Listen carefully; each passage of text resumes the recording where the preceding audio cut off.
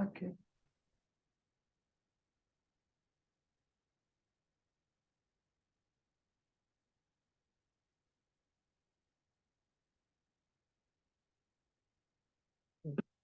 Alléluia. Donc,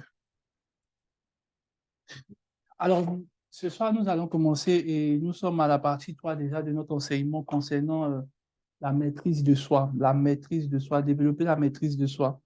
Et depuis, je pense, 2 semaines, Dieu est en train de nous parler de ce qu'on appelle la maîtrise de soi.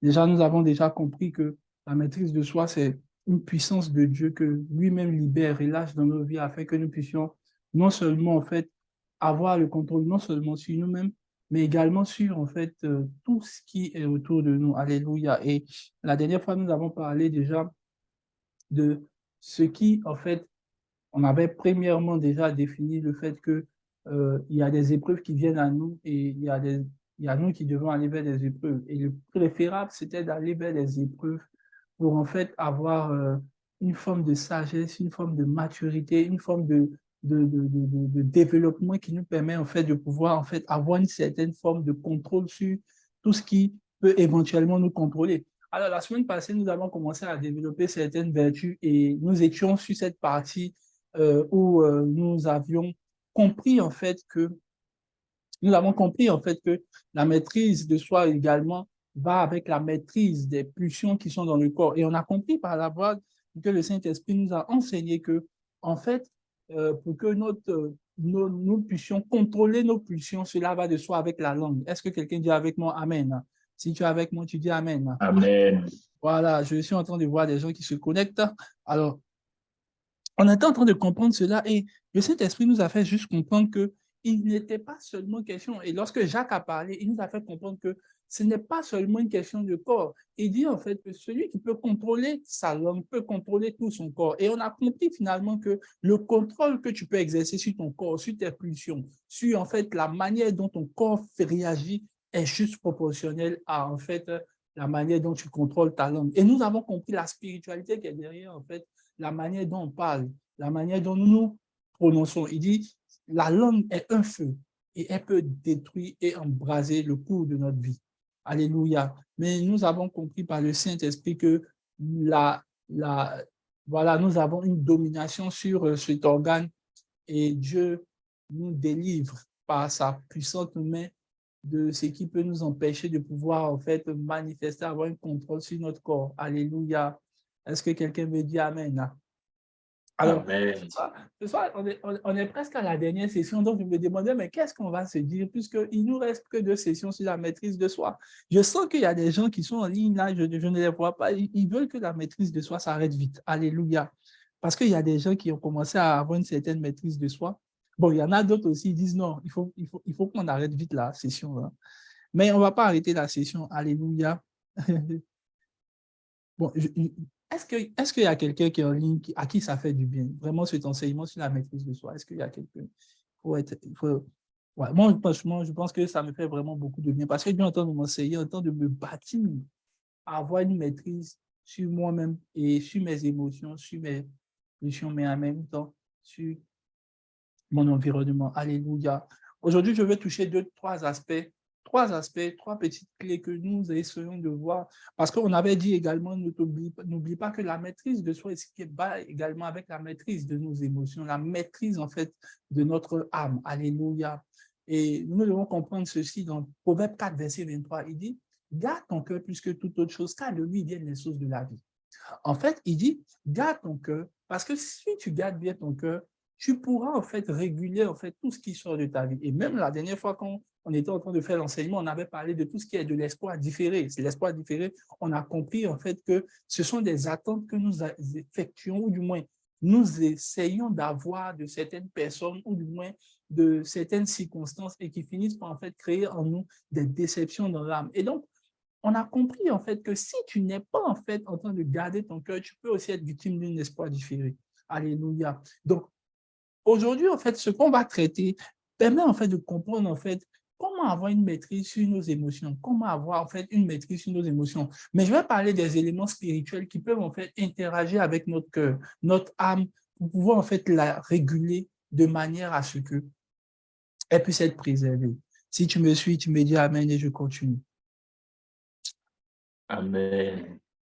Et donc, comprenons une chose déjà, c'est que lorsque Dieu parle, lorsque on parle en fait de la maîtrise des émotions, c'est en fait d'abord la première chose que je voudrais introduire déjà, c'est la méditation de la parole de Dieu. Alléluia. Dans Genèse chapitre 1, verset 8, il dit, médite ce livre de la loi jour et nuit et agis fidèlement selon ce qui est écrit. Dans une autre version, il dit, médite ce livre de la loi afin d'agir. Alléluia. En fait, ce qu'il est en train d'expliquer, il explique en fait que la manière dont tu peux agir est influencée par la manière dont tu médites. Oh, je pensais que tu allais juste dire amen et puis je continue. En fait, la manière dont un homme agit est la manière dont est le résultat en fait sa méditation. Ce que j'explique en fait, c'est que la manière dont tu peux agir est déterminée par la manière dont tu penses. La majorité du temps, vous allez remarquer que la majorité de vos actions ont été déjà prédestinées, prédéterminées, prédisposées par, en fait, la méditation que vous avez même à l'intérieur de vous. Tu sais, quand souvent tu regardes les gens qui disent qu'ils sont paresseux, je vais te montrer un secret pour te montrer en fait que tu n'es pas paresseux. En fait, c'est une méditation que tu as nourrie à l'intérieur de toi, qui a fini par en fait envoyer et manifester en toi un caractère ou du moins un trait. Par exemple, quand tu te réveilles le matin, tu vois, on a tous cette habitude-là. Tu sais, par exemple, que tu dois t'élever, tu vas aller te laver. Quand tu penses à, je vais aller me laver, je vais manger. Ah oui, je vais sortir. Oh, et puis, tu penses au moins au transport en commun. Tu penses au transport en commun. Tu penses en même temps à la nourriture. Tu penses en même temps, comment dirais-je? Tu penses en même temps, par exemple, au trajet. Par exemple, si tu dois aller au travail, tu penses au trajet. Tu penses en même temps au métro, tu vas emprunter. Et puis, tu penses en même temps, quand tu vas arriver à l'école, ah non, franchement, quand finalement tu regardes tout ça, tu dis, bon, vraiment, c'est pas mieux de rester au lit. Franchement, moi, il y a la paresse aujourd'hui, je ne vais pas m'élever. Mais en vrai, ce n'est pas parce que tu as eu la paresse. Mais en fait, ton image mentale, en fait, il y a ta méditation, en fait, de toi pendant toute la journée, en fait, qui est préconçue à celle que tu ne peux même plus te lever. Alléluia.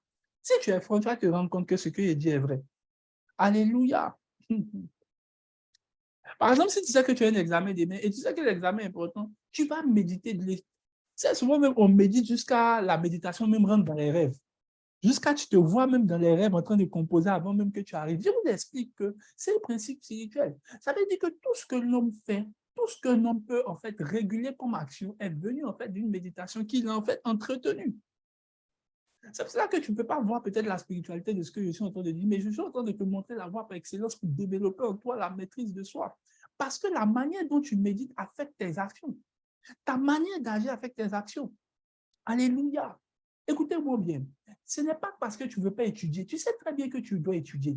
Mais la vérité, si tu regardes l'image mentale que tu as déjà commencé à prédéfinir dans ta tête, tu as commencé à te voir déjà, mais quand je pense que je vais aller prendre le cahier, non, mais le coup là, il y a beaucoup de choses à prendre. Finalement, en fait, l'image mentale que tu as commencé à avoir disqualifie en fait tes yeux, ton corps, ton esprit même, on pourrait pouvoir avoir l'aptitude de bosser. Alléluia. Frère, même pour venir prêcher ce soir, c'était difficile. Faut imaginer, j'ai dit non, mais je vais me lever encore. Oh là là, mais franchement. Mais après, tu vois, que j'ai commencé à recalibrer mes manières de faire dans mon esprit, je me dis, bon, à 20 heures, je dois être assis. Je dois être en train de prêcher. En fait, dès que j'ai commencé à créer l'image mentale, mon frère, je me suis levé, je commençais à prédisposer les choses. Ce que je suis en train de te dire, pour avoir un certain contrôle, pour avoir une certaine manière d'agir, il faut que tu médites, en fait. Tu sais, la manière dont tu médites là, affecte la manière dont tu agis. Le vrai problème avec certains chrétiens, ils essaient de combattre ce qu'ils veulent faire, ou du moins, ils veulent essayer de combattre ce qu'ils veulent déjà faire.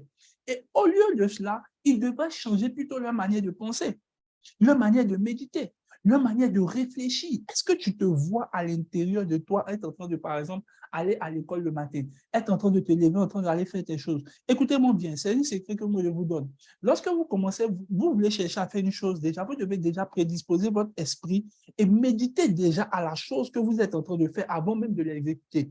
Voilà l'une des réalités que Dieu lui-même fait. Dans Genèse chapitre 15, lorsqu'il veut parler à Abraham, il lui dit d'abord, il dit Abraham, comme quand je te parle, tu ne comprends pas, je vais te montrer ma réalité. Alors Dieu fait sortir Abraham. Il dit, regarde le ciel. Il dit, compte les étoiles.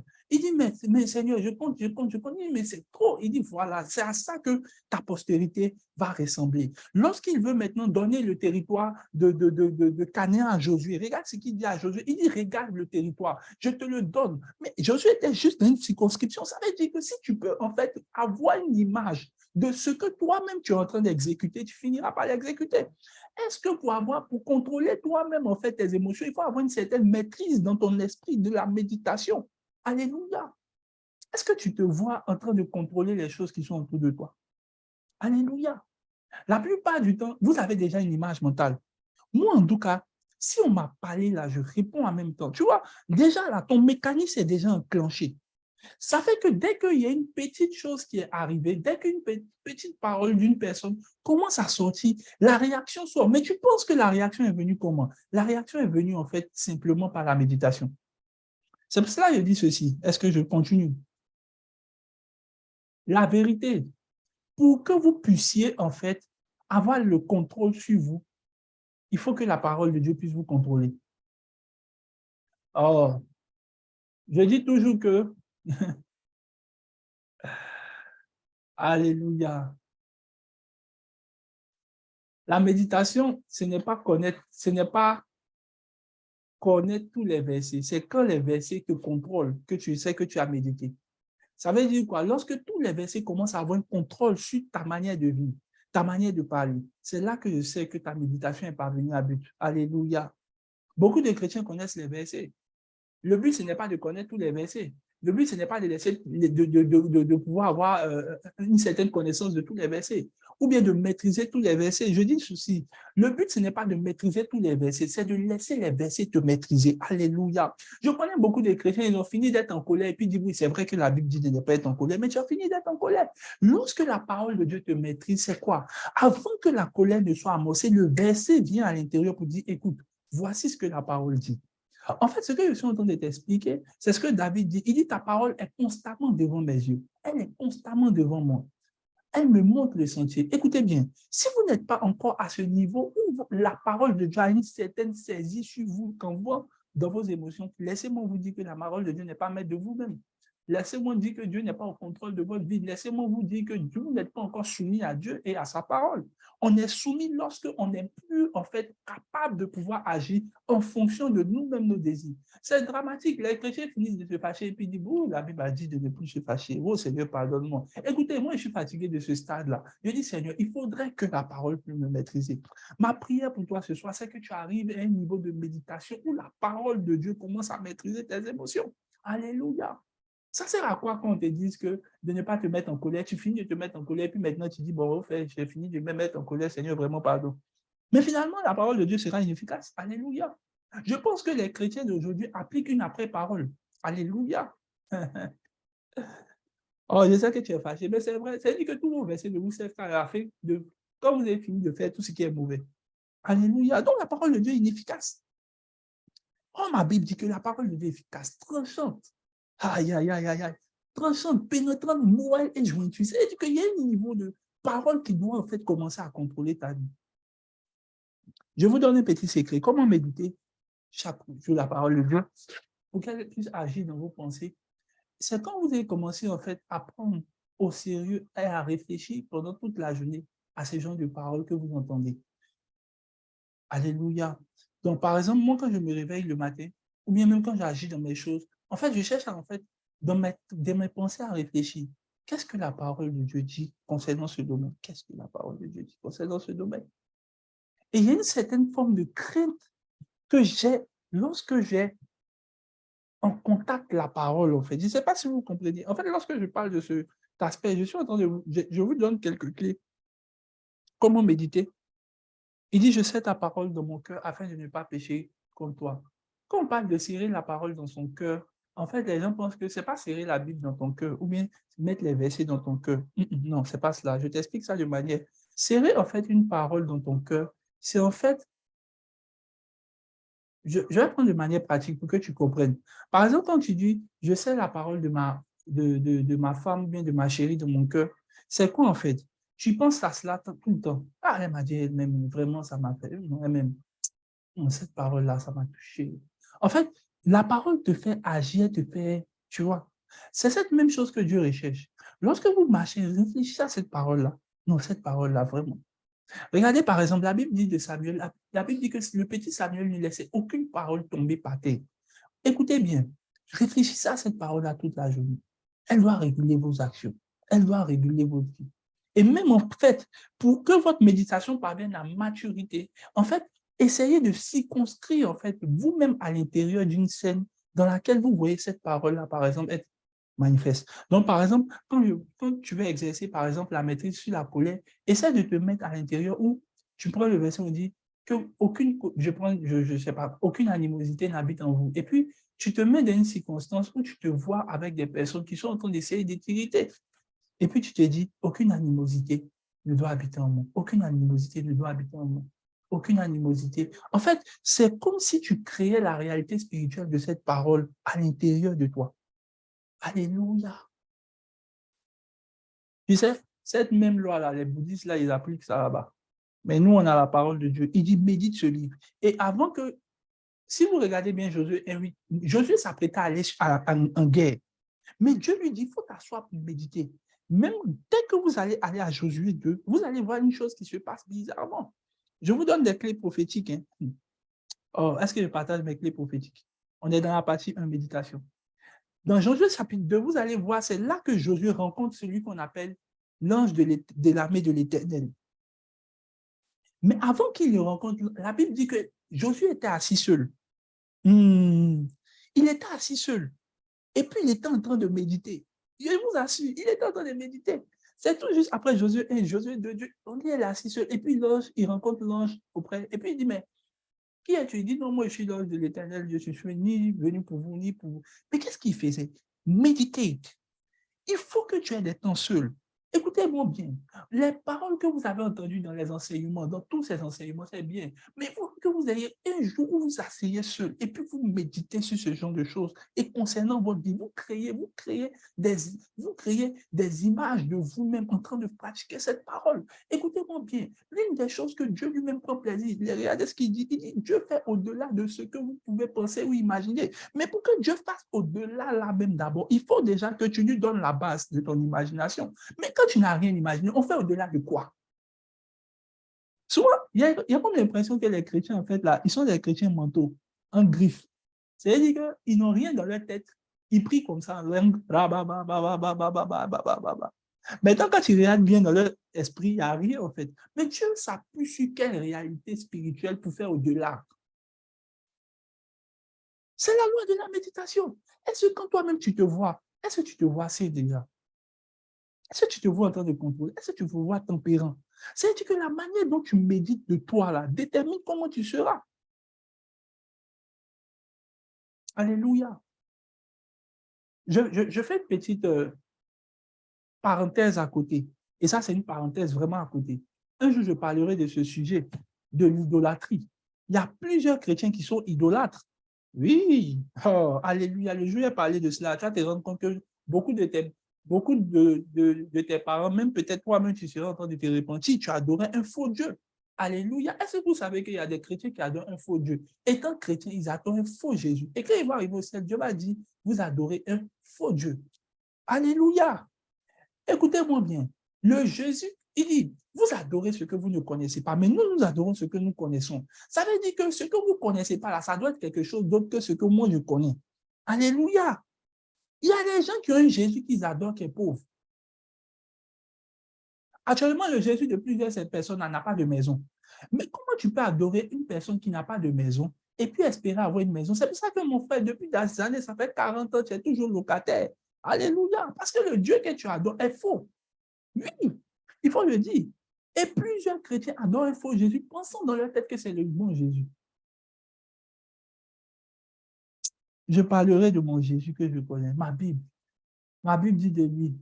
Un jour, j'étais en train de discuter avec un monsieur. Non, Jésus n'avait pas de maison. La Bible dit que le Fils de l'homme n'avait ni nous. Donc, actuellement, le Jésus qui est dans sa maison, là, dans sa tête, là, il n'a pas de maison. Donc, le Jésus que nous, on connaît, le Jésus, lui, qu'on a, c'est un Jésus vagabond. Tu vois, il se promène de maison en maison. Donc, il justifie qu'il se promène maison en maison, puisqu'il loue les maisons, tu vois. Et presque toute sa vie, il est en train de louer les maisons. Donc, il loue les maisons, il loue les maisons. Tu vois, donc le Jésus qu'il adore aussi, tu vois, est dissocié, est associé en fait à sa manière de vivre. Frère, Jésus avait les maisons. Il ne faut pas t'en faire. Et le Jésus que j'adore là, c'est le même Jésus qui peut me donner les maisons. Alléluia. On ne peut pas te donner ce que tu n'as pas.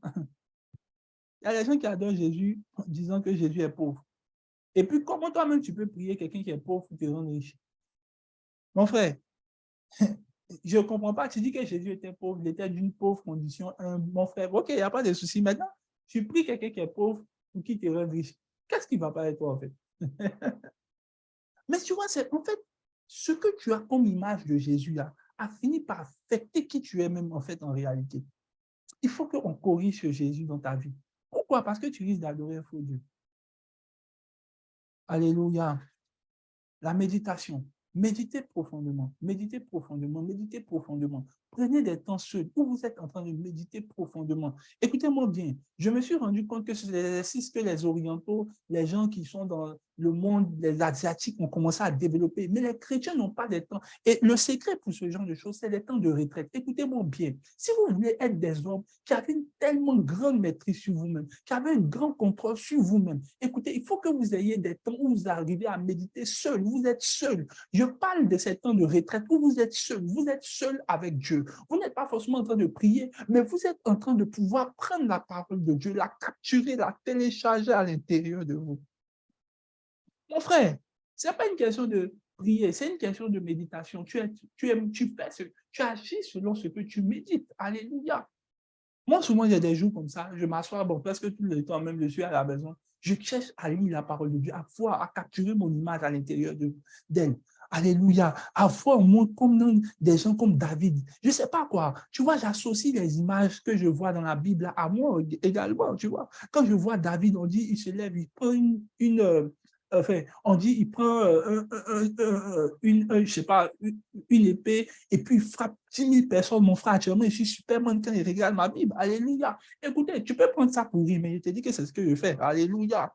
Donc, écoutez, la parole de Dieu que vous ne pouvez pas voir à l'intérieur de la Bible, c'est celle qui ne pourra pas se manifester. Il y a des gens qui lisent la Bible en lettres. Moi, je lis la Bible en vision. Oui. Lorsque la Bible dit que Jésus marchait avec les disciples, frère, je suis dedans, je suis dedans, je suis dedans. Mais tu vois, si je te pose la question, quand tu lisais la Bible, tu vois, c'est pour ça que les gens me demandent, mais comment, homme de Dieu, tu arrives à voir les révélations? Mais frère, je suis dans le film. Actuellement, je suis dans le film de la Bible. Alléluia. Gloire à Dieu. Mais toi, comme toi, quand tu lis là, tes yeux sont fermés, tu as sommeil, tu ne peux pas voir. Frère, est-ce que tu te vois à l'intérieur de ce que tu lis? Écoutez-moi bien, c'est un secret, je vous donne, c'est de la méditation. Et je vais parler du deuxième point parce que je vous ai dit qu'on va aller vite. Mais c'est les secrets. Quand vous méditez et vous êtes seul là, et vous êtes en train de lire la Bible, je parle de ces temps ceux-là. Essayez de commencer à vous voir dans la scène. Quand on dit Jésus était au bord du lac, commence à visualiser le lac. Et puis te mettre à l'intérieur. Je suis au bord du lac avec Jésus. Quand on dit Jésus était dans la barque, un jour comme ça, je parlais de cela. Jésus était dans la barque. J'étais dedans, je vous assure. On dit que les disciples ont dit, Maître, nous périssons. Donc, j'ai vu qu'il y avait l'eau dans la barque. Ils étaient en train de, en fait, enlever l'eau dans la barque. Mais tu vas me demander, mais comment je fais? Mais ce détail-là n'est pas dans la Bible parce que simplement, j'ai pu me voir à l'intérieur. Alléluia. Mais toi, quand tu lis la Bible, tu dis, les David, ils sont forts. Hein. Est-ce que tu sais que tu peux toi-même être à l'intérieur de la scène? Frère, c'est ce que Dieu veut pour toi que je t'ai dit. Que Dieu puisse créer cette image. Je prie et je déclare que Dieu puisse faire de vous, par la parole de Dieu, des hommes et des femmes de foi, qu'il puisse imprimer sa parole pour contrôler vos vies, contrôler vos émotions, contrôler, quel soit le contrôle total de votre vie. Que la parole de Dieu maîtrise vos émotions, que la parole de Dieu maîtrise vos actions, qu'elle maîtrise toute votre vie dans le nom de Jésus. À force de regarder Jésus, on dit Jésus voyait les gens et puis il ne parlait pas. À force de regarder cette image de Jésus, quand les gens parlent, et puis bon, écoutez, c'est vrai, tout le monde me connaît. Quand souvent les gens font des trucs, dans ma tête, tout ce qui te sort, c'est, est-ce qu'ils savent ce qu'ils font? Seigneur, faut les pardonner, ils ne savent pas ce qu'ils font. Je vous assure, c'est toujours comme ça. Même Pour ceux qui sont des fils et mes filles, ils savent que souvent, c'est ce que je dis, c'est ce qu'il fait. Mais en fait, avant d'avoir visualisé Jésus comme ça, c'est devenu quelque chose de fait, en fait. Si tu commences à chercher à avoir une certaine maîtrise sur la colère, commence à admirer les parties des gens dans la Bible qui sont sans, sans colère malgré qu'on fasse des choses, quoi, tu vois.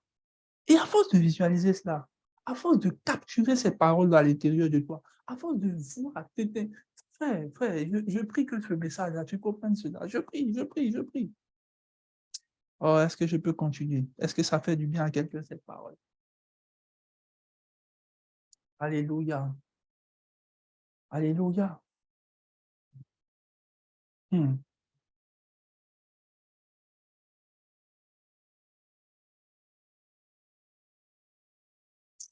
Malela loskata. Perenda galavino madalas. Est-ce que je parle à quelqu'un? Deuxième clé. Alors, la première clé, on a compris que c'est la méditation de la parole de Dieu. Donc, il faut méditer. D'abord, je fais un récap pour que tu puisses me suivre. On avait dit, de méditer, en fait, avant d'agir. Donc, créer, en fait, à l'intérieur de nous, un système de méditation qui nous permet de pouvoir agir selon nos actions. Et la deuxième chose, c'est de méditer à la parole de Dieu en visualisant qui nous sommes à l'intérieur de la parole de Dieu et en créant la voix, donc par les scènes que nous voyons dans la parole de Dieu et nous les développons à l'intérieur de nous. Ça, c'est la deuxième clé. Alléluia. Alléluia. Alléluia. Donc, Amen. et la deuxième partie que je vais traiter là maintenant, c'est en fait la foi. Alors, rapidement, il y a un texte qui me plaît, c'est ce qui se passe dans la barque. C'est ce qui se passe dans la barque. Jésus nous dit ceci. Lorsque les disciples sont dans la barque avec Jésus, merci Seigneur, est-ce que la parole de Dieu fait du bien à quelqu'un? Est-ce que cette parole entend de te faire du bien? Si elle te fait du bien, tu dis Amen dans le chat. Amen, amen, amen. Merci Seigneur. Merci Seigneur.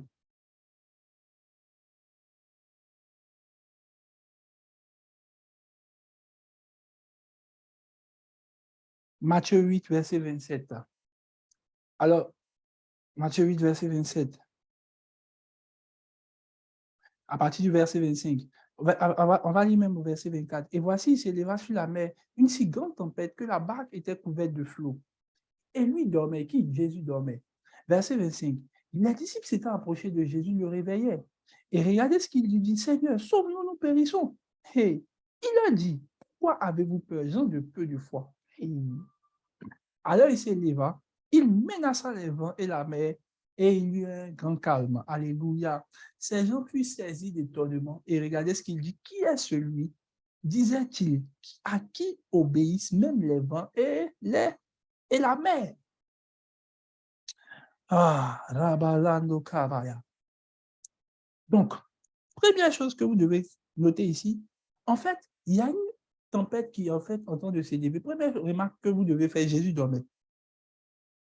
Est-ce que c'est qu'il y a certains problèmes là, si tu ne dors pas là, tu ne peux pas, c'est parce que tu ne dors pas que tu vois, que tu n'arrives pas à résoudre. Alléluia. Écoutez-moi bien. Jésus est en train de dormir pendant que les disciples sont en train de se battre avec la pluie, ou du moins avec la mer. Le vrai problème, ce n'était même pas de regarder la mer. Le vrai problème, je vous assure, si c'était Jésus seulement, la tempête n'allait même pas s'élever. La tempête se levait pour les disciples, en fait. Pourquoi? Parce que les disciples étaient distraits. Alléluia. L'une des choses qui fait que beaucoup de chrétiens sont tumultueux, ils sont en train de crier, c'est parce que simplement, pendant que Jésus dort, eux, ils ne dorment pas, ils se lèvent pour prier. Et pendant que Jésus est en train de prier, eux, ils se lèvent pour dormir. Alléluia. Les disciples ont toujours fait ce que Jésus ne faisait pas. J'ai remarqué les chrétiens, où on doit dormir, ils ne dorment pas. Où on doit prier, ils ne prient pas. Jésus dort à minuit, il y a tempête. Toi, tu te réveilles. Écoutez-moi, si vous avez remarqué, quand Jésus était en train de prier, où il dormait là, vous avez remarqué que c'était en fait, Jésus priait dans une zone où il n'y avait rien en fait. C'est-à-dire qu'en apparence, quand les disciples regardaient, Jésus était bien portant, tout allait bien, mais Jésus priait là. Maintenant, où il est censé prier, où il y a du cas, où il y a du tumulte, normalement, il ne prie pas là, il dort. Mais écoutez, c'est quelle logique ça? Dis avec moi, c'est quelle logique? Je regarde dans le chat pour voir qu'est-ce que les gens disent. C'est quelle logique ça? On doit prier, tu ne pries pas, tu dors. Et maintenant, où on doit dormir, tu pries. J'ai compris une chose. La plupart du temps, ce que Satan essaie de voir en fait en les gens, c'est la foi en fait. Parce qu'en fait, les gens qui n'ont pas de maîtrise de soi manquent d'une chose, c'est de foi. Ça veut dire qu'une chose qui te permet d'avoir la maîtrise de soi et donc la maîtrise sur tout ce qui est autour de toi, c'est la foi. Regardez ce qu'il finit par dire. Il dit qu'il y a cet homme à qui tout obéisse.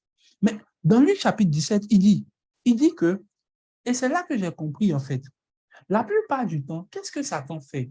Satan incite les gens, en fait, et les gens tombent dans son piège. Je l'avais déjà dit ici. Satan va envoyer les tempêtes, non. Et puis, il essaie de voir si le chrétien est assez intelligent pour savoir qu'il ne faut pas prier, qu'il faut dormir. Il faut imaginer, est-ce que Jésus ne savait pas qu'il périssait? Mais Jésus savait qui était l'auteur de cela. Et si Jésus se levait pour prier, ça veut dire qu'il croit aussi également au mensonge que Satan fait. Est-ce que vous savez que tout ce que Satan fait est du mensonge, en fait? Oui. Et toi aussi, tu te lèves la nuit, il vient, il t'attend. Bon, je vais vous expliquer le mécanisme. Le gars, il vient le soir. En fait, c'est ce qu'on appelle la ruse du diable. Le gars sait très bien que il sait pas, enfin, il sait très bien que ce qu'il fait n'est pas vraiment vrai. Mais tu vois, non, il teste quand même. Il a testé. Bon, toi aussi, tu es peureux, tu t'es au nom de Jésus, tu déclares, je déclare. Dès que tu fais ça, tu viens de lui indiquer que ce qu'il fait est vrai. Et le plus souvent, les chrétiens croient que, souvent, il y en a d'autres qui font des rêves, qui se voient morts dans accident. Mon frère, même s'il y a 10 accidents dans le rêve, là, il me réveille, il ne peut pas prier. Trust me, il ne peut pas. C'est ça pourquoi ça veut dire que s'il prie là, ça veut dire que je crois quelque part que ce qui est venu est vrai. Ça ne peut pas. Alléluia. Frère, c'est un mensonge, c'est du fake. Mais Satan voulait voir si tu es assez intelligent pour comprendre que. Mais dès qu'il a vu ça là, en fait, ce que vous traduisez, vous pensez que c'est de la foi quand vous priez. Pourtant, c'est de l'incrédulité. Parce que si c'était vrai actuellement, tu étais déjà morte ou mort. Alléluia. Et il y a les chrétiens qui disent non, j'ai prié la nuit là. Je crois que quand j'ai déclaré là, j'ai annulé l'accident. Mon frère, tu viens de montrer à Satan même que tu as peur qu'il t'attaque.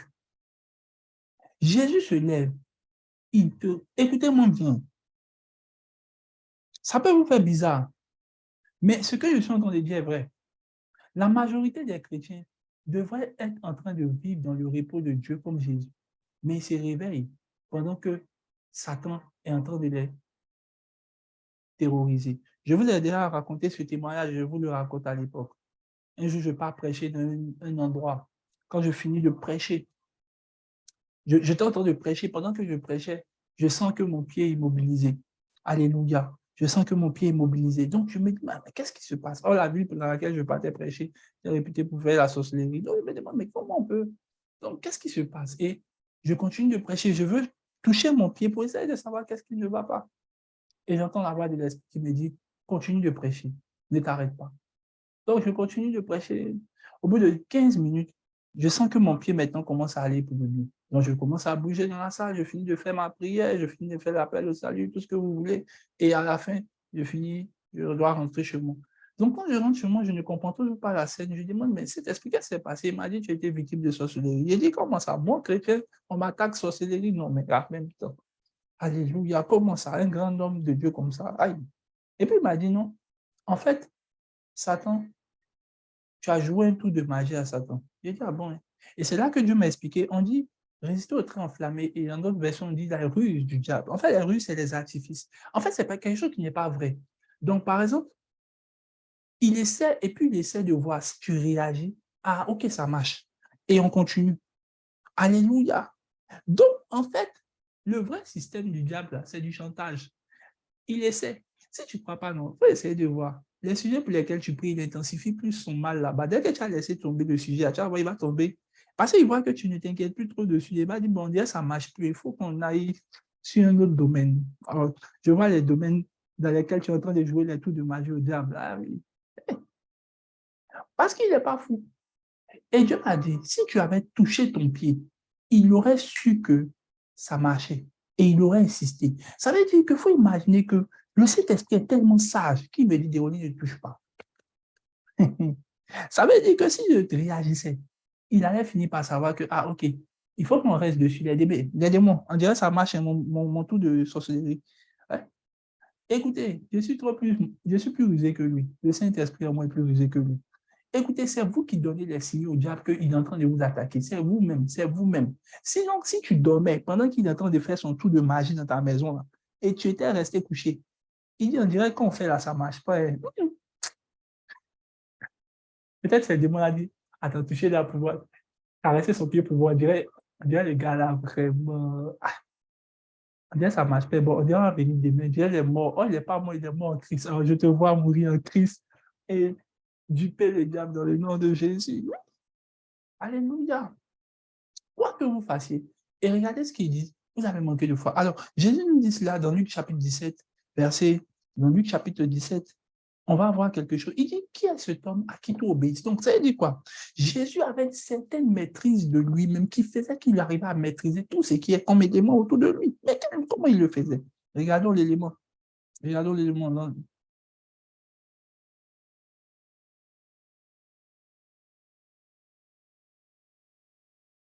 Luc chapitre 17.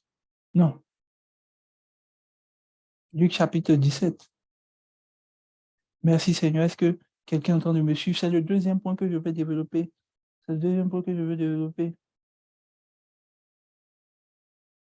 C'est le deuxième point que je veux développer. Luc chapitre 17, verset 5. Ils disent, Seigneur, augmente-nous la foi. Bon, la réponse de Jésus est là. Hein. Écoutez bien.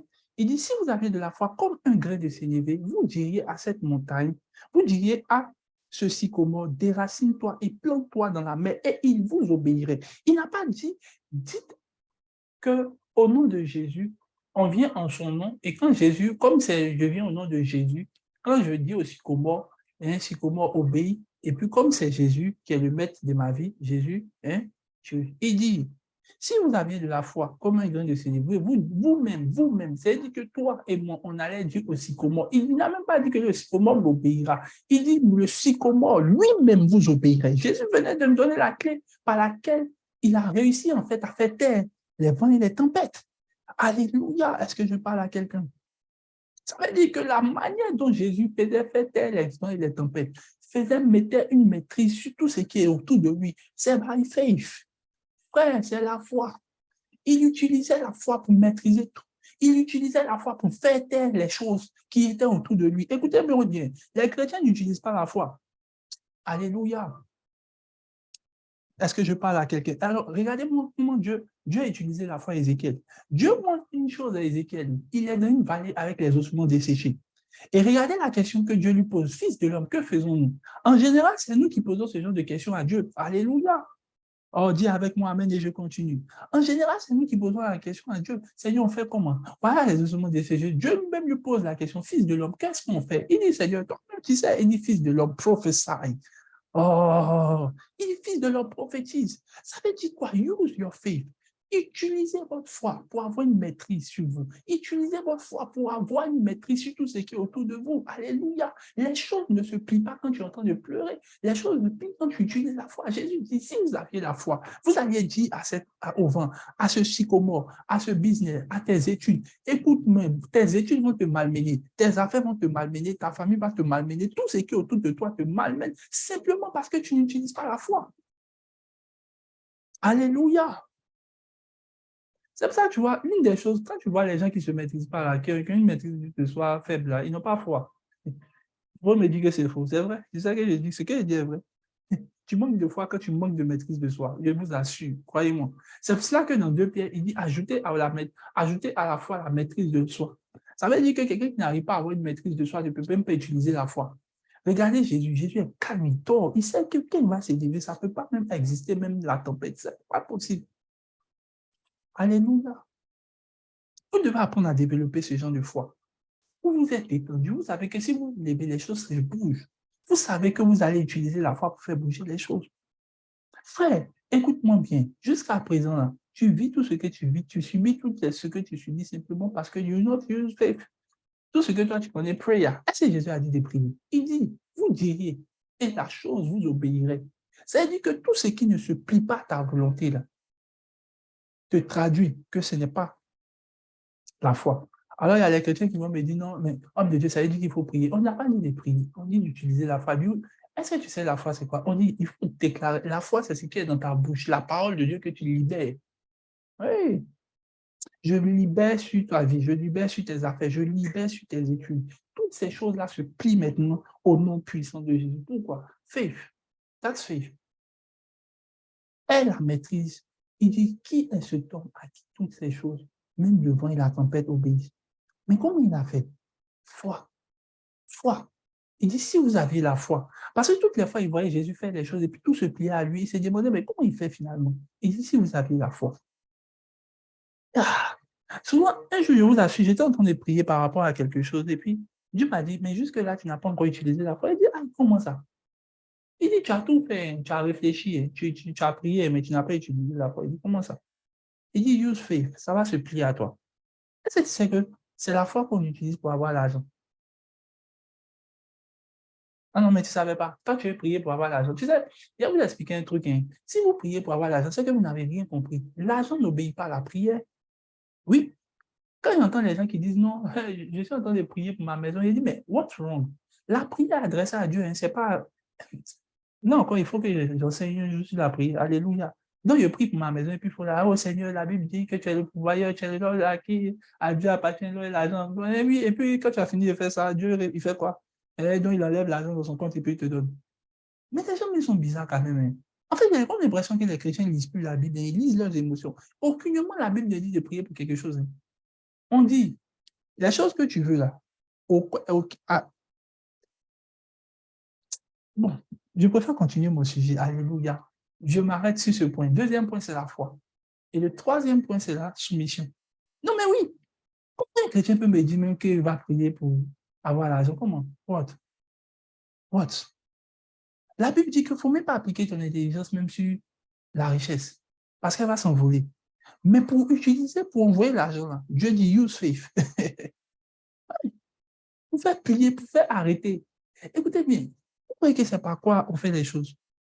Pierre dit, je n'ai rien à te donner, mais ce que j'ai là, je te le donne. Au nom de Jésus, lève-toi. Donc, dans le nom de Jésus qu'il a donné là, c'est faith. Alléluia. C'est dit quoi? Les chrétiens n'utilisent pas la foi, mais ils croient que la prière, c'est une forme de foi. Ça traduit souvent même l'incrédulité. I decree and declare. Je décrète et je déclare que tout ce que tu désires, que Dieu veut te donner, que tu veux aspirer, que tu veux voir plier dans ta vie, que ce soit des business, que ce soit tes affaires, que ce soit tes études, que ce soit tous les aspects, je vois la foi en train de faire fonctionner ces choses. Ces choses obéissent à la foi. Il dit, si vous aviez la foi, les choses là, vous obéirez. Donc, tout ce qui ne t'obéit pas traduit le manque de foi que tu manifestes. Troisième clé, c'est la soumission. Et je m'arrête là. C'est la soumission. Je veux parler de la soumission, mais je veux mettre un peu des choses claires dans votre tête. Lorsque je dis de ne pas prier, ne pas prier, d'utiliser la foi, c'est la foi qu'on utilise. C'est de déclarer la parole de Dieu sur cette chose et de maintenir. C'est pour cela que j'ai progressivement parlé de méditation. Il faut méditer, déclarer, et puis voir la chose. Il dit, si vous croyez, si vous dites à cette chose et vous croyez, vous la verrez. Donc, c'est-à-dire que l'aboutissement, c'est de voir en esprit. J'en parle dans mon livre qui sort bientôt sur la foi. Alléluia. Mais je ne vais pas trop dire, sinon vous n'avez pas acheté. C'est bon. Troisième point. Alléluia. Mais je veux dire que comprenez que ce n'est pas la foi. Ce n'est pas la foi. Et si tu veux comprendre cela, il faut aller regarder mon enseignement sur le mécanisme de la foi. Partie 3. La soumission. La soumission. Dis avec moi la soumission. La soumission. Ok. Merci Seigneur. Écoutez, je crois que cette partie-là, je vais la englober pour que vous ayez quelque chose qui va vous aider. Par exemple, Hébreux 13, verset 17.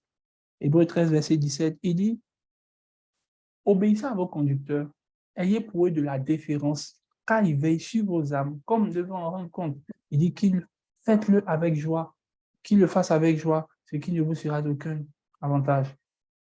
Mais là, il est en train de parler de garder son âme. Il dit, si vous obéissez à vos conducteurs, si vous vous soumettez à vos conducteurs, ils pourront en fait vous aider à pouvoir en fait, ils pourront veiller sur vos âmes. Donc, ça veut dire que vos conducteurs ont la capacité, lorsque vous vous soumettez à eux, de en fait modeler votre vie et de vous aider à grandir, ou du moins de préserver votre âme. Alléluia. Alléluia. Gloire à Jésus. Ce que je veux te faire comprendre, c'est quoi? Dans la soumission, en fait, ce que nous recherchons, en fait, c'est de pouvoir, en fait, se mettre sous contrôle. Vous voyez, j'ai remarqué une chose chez l'homme même de nature, c'est que l'homme a tendance à vouloir faire ce qu'il veut. Alléluia. L'homme a l'esprit d'indépendantisme de nature. Pourquoi? Vous allez remarquer que les enfants qui sont très, très instruits, ou du moins très, très polis, sont des enfants qui ont été très, très soumis à leurs parents. Alléluia. C'est une chose qu'on peut vérifier même avec les gens, avec nous-mêmes, notre éducation. Les enfants qui ont été très, très soumis à leurs parents seront des enfants très, très polis. Et ce seront les enfants très, très bien éduqués. Lorsqu'on parle d'éducation, ce sont des gens qui ont un certain trait de caractère, une certaine conduite. Ça veut dire quoi? La soumission, en fait, te permet de pouvoir, en fait, réguler, en fait, tes habitudes, réguler ton éducation. Alléluia.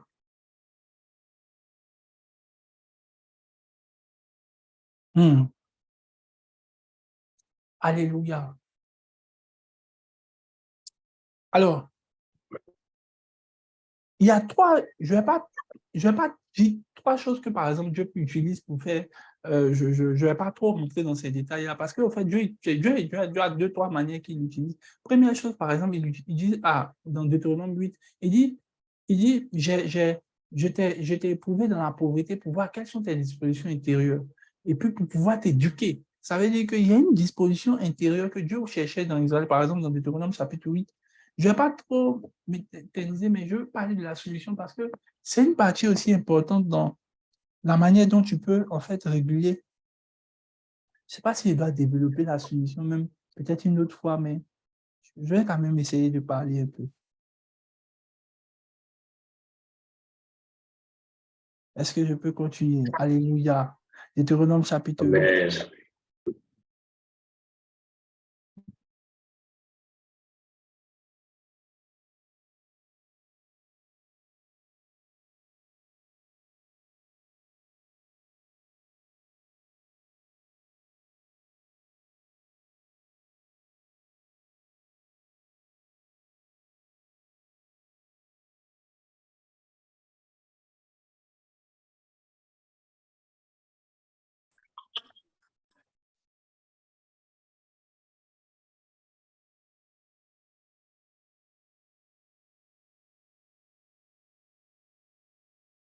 Deutéronome chapitre 8, verset 2. Il dit, souviens-toi de tout le chemin que l'Éternel ton Dieu t'a fait prendre pendant 40 années afin de t'humilier et de t'éprouver pour savoir quelles étaient les dispositions de ton cœur et si tu garderas ou non ses commandements.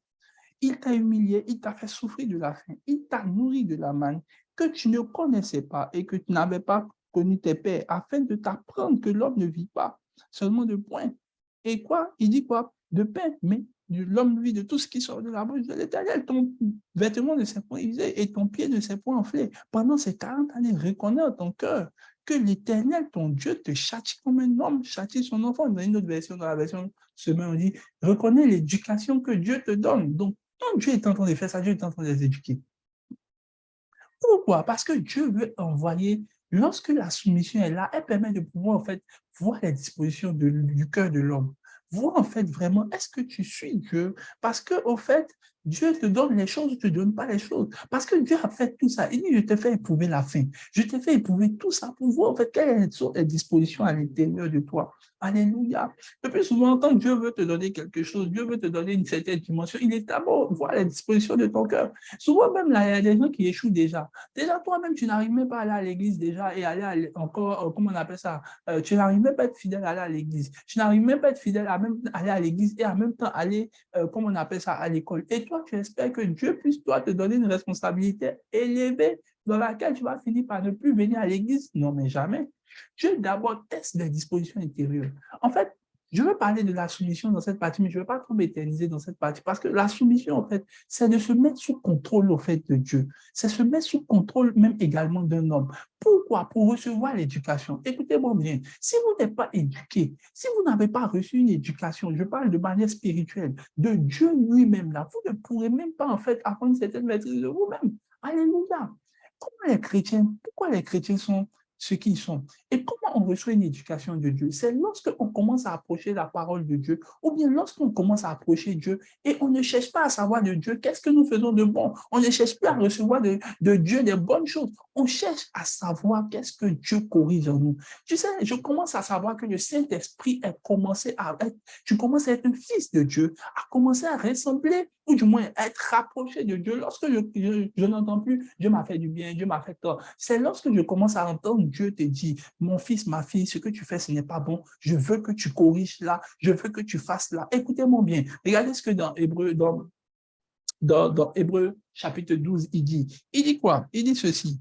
Et c'est par là que je termine. Hébreu chapitre 12.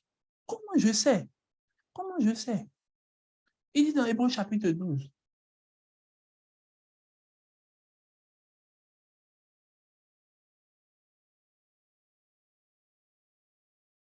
Il dit, mon fils, n'oublie pas l'exhortation. Verset 5. Il dit, et vous avez oublié l'exhortation qui vous a adressée. Mon fils, ne mettez pas le châtiment. Ne perds pas courage, car le Seigneur satisfait ceux qu'il aime. Et il frappe de verge tous ceux qu'il reconnaît pour ses fils. Mon frère, tu sais, il dit, tous ceux qu'il reconnaît pour ses fils, là, on les frappe de verge. Bon, comprends, Dieu n'a pas, voilà, pas une verge sur. Il dit, mais si vous êtes exempt du châtiment, auquel tous on parle, donc moi, je ne peux pas te dire que je suis fils de Dieu et puis ne m'ont pas frappé. Ce n'est pas vrai. Ou du moins, bon, je parle en termes terre à terre.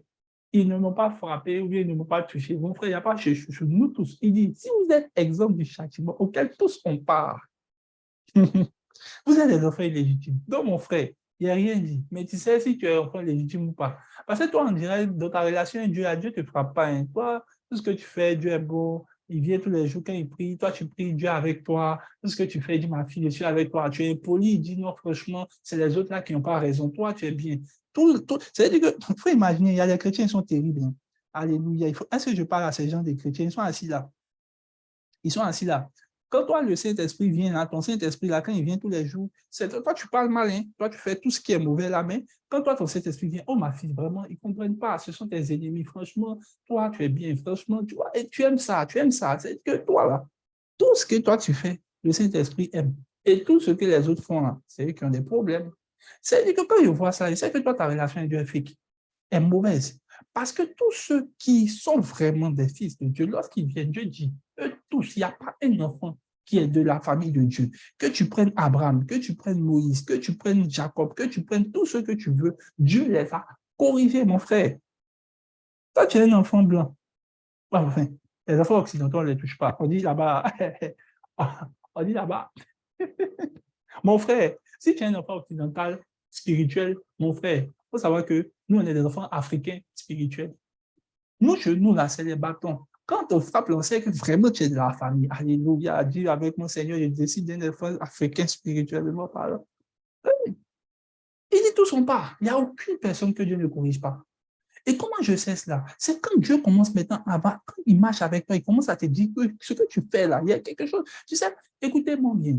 Du côté de Dieu et vous, c'est Dieu qui est en train de travailler en vous. Il ne travaille pas ceux avec qui vous avez des problèmes. Il ne travaille pas ceux qui vous ont parlé mal. Il travaille vous. Donc, quand il vient là, c'est toi ce que tu fais qui est mauvais, qu'il est en train de corriger pour que maintenant tu puisses avoir de bons rapports avec les autres. J'écoute ce témoignage de maman Joyce Meyer à cette époque. Elle dit, elle avait de sérieux problèmes avec son mari. Son mari vient à la maison, tout ce qu'il fait, il ne l'aime pas, il est là. Et puis elle se fâche. Et puis elle dit, mais Seigneur, ça c'est quel mari ça? Il faut toucher son cœur. Il doit changer. Comment il vient, il est là, moi je suis en train de faire le ménage, je suis en train de me battre. Et lui, il est en train de regarder le baseball. Et Seigneur, touche son cœur. Ça, vraiment, tu dois changer sa vie. Et plus tard, Dieu va lui dire, Alléluia. Est-ce qu'on m'entend? Oui, oui, amen, amen. Et plus tard, Dieu va lui dire, hey, est-ce que tu sais que Ce n'est pas ton mari qui a un problème, c'est plutôt toi. C'est plutôt toi qui as un problème. Elle dit, mais comment ça? Elle dit, non, ce n'est pas ton mari. C'est toi qui essaies de vouloir changer ton mari. Alléluia. Alléluia. C'est ça qu'on ne me voit pas. Mais on entend quand même. Amen. je continue. Et donc, ce n'est pas toi qu'on doit changer, c'est ton mari. C'est plutôt toi qu'on doit changer, pas ton mari. Et c'est là que j'ai commencé à comprendre quelque chose de fondamental. Dieu a commencé à... Elle dit que Dieu a commencé à lui dire, ma chérie, ton mari n'a pas de problème. C'est toi qui essaies de vouloir changer ton mari au lieu de toi-même changer toi-même ta propre vie. Je ne sais pas si quelqu'un me suit. Écoutez-moi bien. Dieu n'est pas en train de voir les autres, c'est plutôt vous qui voyez. Alors, est-ce que je parle à quelqu'un? Amen. Dieu n'est pas en train de voir les autres, c'est plutôt vous qui voyez. Est-ce que Dieu connaît tes amis? Il ne connaît pas tes amis. C'est toi, il est en train de voir. C'est toi, il connaît. C'est toi qui peut voir. Donc, actuellement, c'est qui tu dois comprendre là. C'est toi que Dieu essaie de transformer. Oui. Est-ce que je parle à quelqu'un? Je sens que ce soir là, les gens sont fâchés. Mais c'est vrai. Quand tu vas dans ta relation, quand tu es deep dans les choses de Dieu, là, tu ne cherches plus Dieu pour qu'est-ce que tu fais de bon. Tu cherches Dieu pour qu'est-ce que, Seigneur, tu dois faire travailler en moi. Qu'est-ce que je n'ai pas fait de correct? Qu'est-ce que je suis en train de faire? Moi, quand je cherche à prier, je cherche à savoir dans ma relation avec Dieu, qu'est-ce que je ne fais pas de bon? Parce qu'actuellement, ce qu'il fait de bon, c'est ce que tout le monde apprécie. Mais est-ce qu'on peut corriger quelque chose qui est déjà bon? On ne corrige que ce qui nous rend meilleur. Alléluia. Donc, la meilleure version de toi sort lorsque on commence à travailler en toi tout ce qui n'est pas correct. Et même dans le principe de la soumission, allez vous mettre sous des personnes qui peuvent vous éduquer, qui peuvent vous arrêter, qui peuvent vous dire ça, on ne fait pas. Écoutez, quand vous commencez à faire ce que vous voulez, et puis il n'y a personne qui peut vous arrêter, mon frère, tu n'es même pas en train de te maîtriser. Tu es en train d'aller dans le vide. Alléluia. Il faut que quelqu'un te dise, arrête ça. Ce que tu fais là, ce n'est pas bon. Là, il ne faut pas faire. Mais les gens ont tendance à vouloir faire ce qu'ils veulent, et c'est ce qui fait qu'ils rentrent dans la désobéissance. Je m'arrête ce soir ici parce que je vais terminer. La semaine prochaine, je vais parler de la soumission dans la maîtrise de soi. Que Dieu nous bénisse, que sa grâce soit avec nous, que son esprit nous permette de pouvoir comprendre ce message. Et je prie dans le nom de Jésus que partir de ce soir, je puisse changer, booster, stimuler les choses qui sont dans ta vie dans le nom puissant de Jésus. Amen. Amen. Amen, amen. De là où tu es, j'aimerais que tu puisses acclamer le Seigneur pour la vie de l'homme de Dieu.